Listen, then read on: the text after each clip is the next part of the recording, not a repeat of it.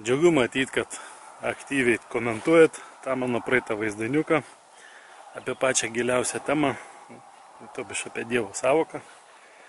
Reiškia, nesat abejingi tai temai. Ane?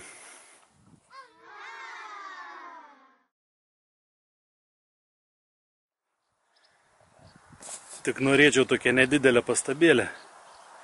Kaip sakau, pirmiausia, tai mane domina jūsų nuomonė, o tiksliau nuorodos, kas galėtų man pateikti ką nors tokio, kur yra reglamentuojama sąvoka Dievas teisiniai sistemai ir kur tai yra aprašyta teisiniais terminais. Kas tai per subjektas tas Dievas, ar objektas kažkaip.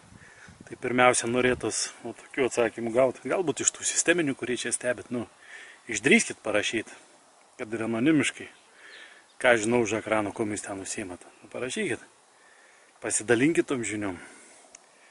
Antra vertus irgi, mane labiau domintų jūsų pačių nuomonė, išgyvenimai, pergyvenimai, o ne trumpos ar ilgos citatos iš kokių nors ten traktatų, ar vedų Biblijų, ar dar kažko, kur yra ne jūsų, bet jum įdiegta. Kaip sakau, jum į galvas įdiegta kažkieno parašyta, o rašo visą laiką tokias knygas, ideologijas, tai nugalėtai. Kas tie nugalėtai, mes iki šiol dar aiškinamės, ne? Bet turbūt mes nesam jų tarpe.